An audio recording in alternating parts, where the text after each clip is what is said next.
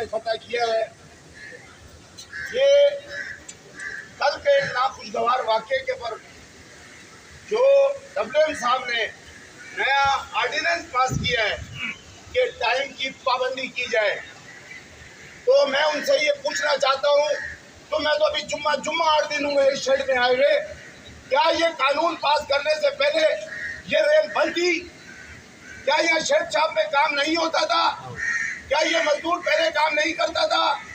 आज आप जा करके नए नए कानून बताते हो कि ये रिकॉर्ड तैयार करो, ये काम करो, ये इस तरीके से करो, ड्यूटी टाइम पे पूरा चाहिए। मेरे भाई, इससे पहले वहीद असलम ने और हमीद बलोच ने इस बात पे रोशनी डाल दी कि यही मजदूर है जो तुम्हारे घरों को चला रहा है, DS ऑफिस को चला रहा है, एम्बुलेंस को चला रहा है, टाइम ऑफिस को चला रहा है। अरे तुम लोगों को ये शर्म आनी चाहिए कि ये मजदूर सरकार का है, तुम्हारे घर का नहीं है। तुम उस पर पाबंदियां लगा रहे हो। ये पाबंदी सिर्फ उनके लिए है जो यहाँ काम कर रहा है। क्या तुम्हारे घरों में, बुकिंग पे और दीगर जगह पर जो काम कर रहे हैं उन पर ये लागू नहीं होता कानून? लेकिन ऐसा नहीं, जब ये हमारे ऊपर अगर कोई हथियार डालेंगे तो गर्दन हम भी नहीं झुकाएंगे। सबसे बड़ा अमाउंट हमारा अल हबीब और HBF 2 बैंकों में। सबसे पहले तो यहाँ आनी चाहिए तनख्वाह, यहाँ क्यों नहीं आती टाइम पर? चीज़ ये है कि पिछले माह भी आपकी 31 तारीख होगी तनख्वाह मिलते, यही सारा सिलसिला। इसी चीज़ को सामने रखते हुए ये एहतजाजी मुजाहरा हमने सिर्फ रैची शहर के अंदर नहीं रखा, एहतजाज पूरे पाकिस्तान में रखा, ताकि ये इंतज़ामिया को ऊपर तक ये सारी बात जाए कि ये शुभ हैं, आखिर क्या वजूहत हैं। मेरे मेहनत के साथियों, अस्सलाम वालेकुम। मेहनत के जदोजहद साथियों, दोस्तों ने आपको आज के इस मुजाहरे का सबब बता दिया है और साथ में कहाँ कहाँ ये मुजाहरे आज मुनक़द हो रहे हैं वो भी आपको उन्होंने जगहें बता दी हैं। इसके बाद सिटी में होने जा रहा है ज़ाहिर है कि वहाँ पे हमने मीडिया को भी मदऊ किया है। अगर वहाँ तशरीफ आप लाएंगे तो आपका हिस्सा होगा जदोजहद में। मैं हमेशा साथियों को एक बात समझाने की कोशिश करता हूँ कि ये तबाहियाँ तब आती हैं, ये मुसीबतें तब हमारे ऊपर पड़ती हैं जब हमारे रवैये ही खुद के ऐसे हो जाते हैं। अगर हम अपने ऊपर, अपने आप पे थोड़ा सी भी नज़र डालें तो हमारे अपने रवैये ही इतने ख़राब हैं कि हम किसी जदोजहद के लिए, हम किसी प्रोग्राम के लिए जो हमारा इज्तिमाई होता है, हम सब का भला होता है, और अगर हम ये सोचना शुरू कर दें कि शायद मेरे न जाने से वो प्रोग्राम नहीं होगा, मेरे न जाने से ये हक की जो बात होने जा रही है, शायद ये उस ताकत से, उस जोहद से, उस हिसाब से वो आगे नहीं बढ़ेगी। ताकि सुजूद तेरी पेशानी पे हुआ तो क्या, कोई ऐसा सजदा भी कर कि ज़मीन पे निशान रह जाए। मेरे आका बोला जो इतना बड़ा कुछ किया, लेकिन उन्होंने इस दुनिया की खातिर भी इतना कुछ किया कि आज मेरे आका की दुनिया में जो है। तो उसी तरह से अगर कायद-ए-आज़म मोहम्मद जनाह ने कोई ऐसा अमल किया तो आज उसको, उसका दागे ये है कि दुनिया में आज भी उसको याद किया जा रहा है। ऐसे दुनिया के बड़े बड़े फलसफे। मेरे निहायती काबिल एहतराम दोस्तों, साथियों, मजदूरों, अस्सलाम वालेकुम। आज पेशावर, रावलपिंडी, लाहौर, मुल्तान, सक्कर, कोयटा और कराची के तमाम क्लास 4 के मजदूर जिनकी तनख्वाहें 15 या 17 को होती है, पूरे मुल्क के अंदर ये क्लास 4 स्टाफ परेशान है और अपनी इस परेशानी का पुरअमन तरीके से, एक जेंटल तरीके से पूरे मुल्क में इजहार करके रेलवे इंतज़ामिया को ये बता रहा है कि ये ज़्यादतियाँ, ये जुल्म अब मज़ीद हम बर्दाश्त करने के लिए तैयार नहीं है। मैं ज़्यादती और जुल्म क्यों कह रहा हूँ, जबकि हुकूमत, रेलवे इंतज़ामिया ये कह रही है कि 16.5 करोड़ की जो रोज़ाना आमदनी रेलवे की होती थी वो उसमें से 11.5 करोड़ नहीं हो रही। तो मैं इस बात को इस तरह से समझा हूँ कि 16.5 करोड़ में से 11.5 करोड़ सिर्फ कराची डिवीज़न पैदा करती है। आप पैदा करते हैं, आपकी मेहनत से हर रोज रेलवे को मिलते हैं, लेकिन एहतजाज की ज़रूरत हमें इसलिए पेश आई, इसको जुल्म हम इसलिए समझते हैं कि FNCO और मेंबर फिनांस से मैं आपके तवज्जुह से बहुत सादा और मासूमाना सवाल रखना चाहता हूँ कि कोई लोकल परचेज का केस नहीं रुकता, अफसरान की मराद के ऊपर कोई कट नहीं लगी, उनका प्राइवेट गाड़ियों तक का पेट्रोल हर महीने उस बजट से आप दे रहे हैं। हर महीने 2 से 4 करोड़ रुपया कराची डिवीजन को मिल रहा है, वो तकसीम हो रहा है। किसी अफसर की किसी पर्क और प्रिविलेज के अंदर कोई कमी नहीं। तो जब हमारा नंबर आए, जब इस मजदूर का नंबर आए, तो आपका खजाना खाली हो जाता है। हमें एहसास है दोस्तों और साथियों, रेल के हालात बहुत ख़राब हैं। 11.5 करोड़ कराची डिवीज़न कटने से रेल के डेली ज़ाया हो रहे हैं। हम इस मामले में रेल की बहाली के लिए ये सारा मजदूर रेलवे इंतज़ामिया के शाना बशाना खड़ा है, हम इसको बहाल करना चाहते हैं। और वज़ीर ने हैदराबाद में नवाबशाह में तकरीर करते हुए ख्वाजा साद रफ़ीक ने एतराफ़ किया कि तमाम TLA गैंगमैन रात दिन काम करके मेरी रेलवे लाइन को बहाल कर रहे हैं, लेकिन उनको पक्का करने की बात नहीं की, उनको हक देने की बात नहीं की। ये जुल्म है।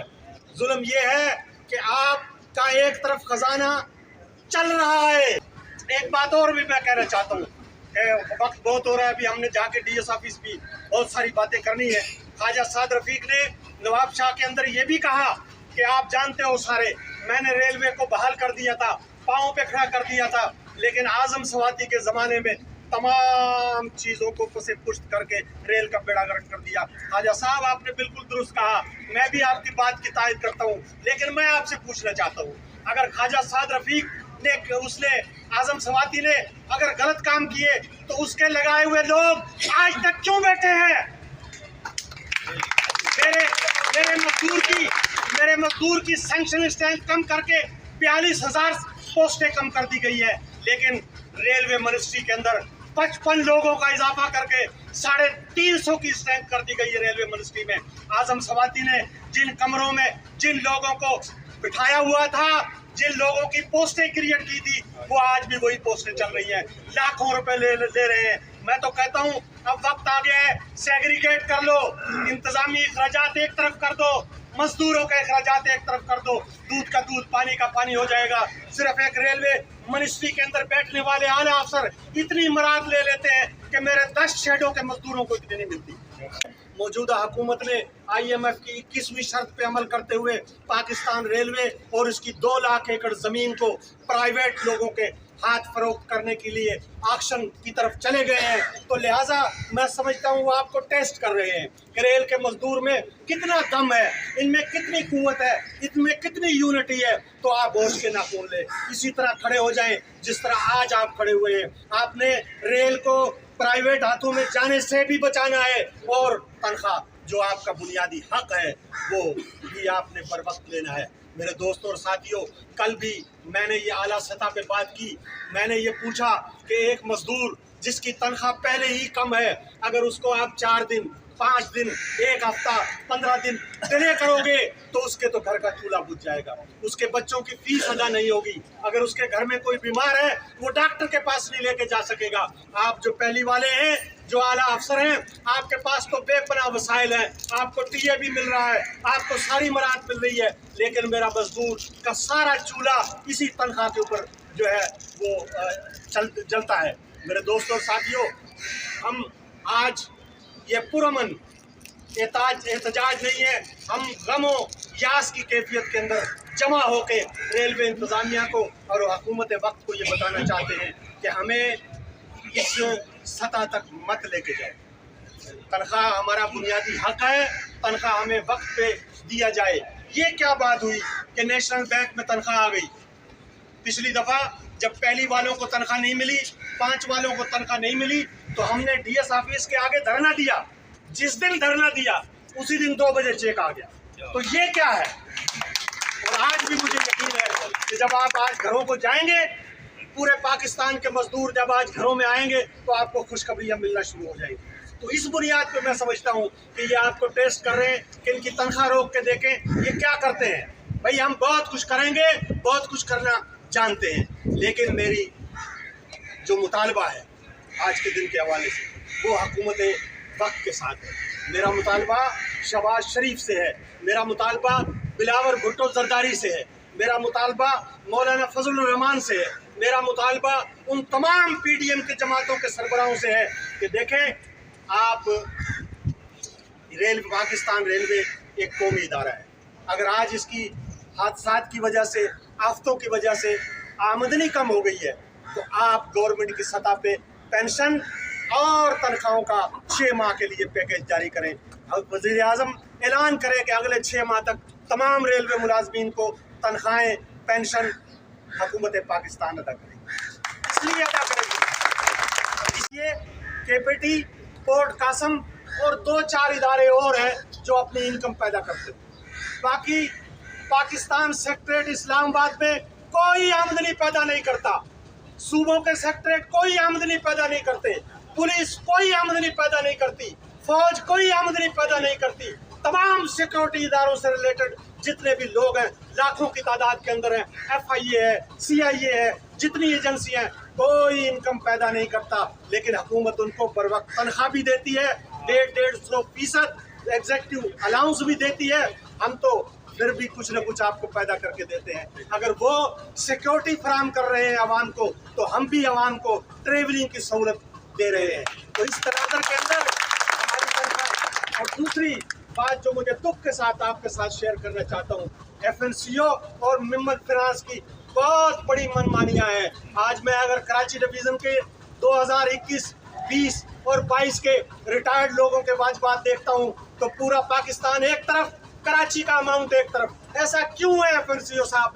आपके जो चहीते हैं, जो आपको आपके दरबार में आके सल्यूट करते हैं, उनको 2022 वालों को भी पेमेंट कर दी है आपने। ये नहीं चलेगी, ये बदमाशी है, नाइंसाफी है, गुंडागर्दी है। बल्कि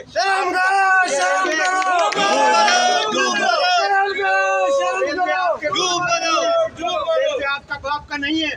जो दूसर डिवीजन जो दूर की है, कराची है, पिशावर है, कोयटा है, मुल्तान है, उनके लोग आपको सलाम करने के लिए अगर आपके दफ्तर में नहीं आते तो वो 2020 से घरों में बैठे हुए। क्या फायदा ऐसा लोगों को ग्रेजुएटी का? आइंदा हम पूरे पाकिस्तान में एक बहुत बड़ा एहतजाज की काल देने वाले हैं, जिसमें हम मेंबर फिनांस और FNCO को टारगेट बनाते हुए ये सवाल पूछेंगे कि ये दो रुखी क्यों है, ये दो अमली क्यों है, ये मुतसबाना रवैया क्यों है? इसको खत्म किया जाए। रेलवे के तमाम मुलाजम पिशावर से कोयटा और कराची से लाहौर तक एक ही इक्वल ट्रीट किया जाए।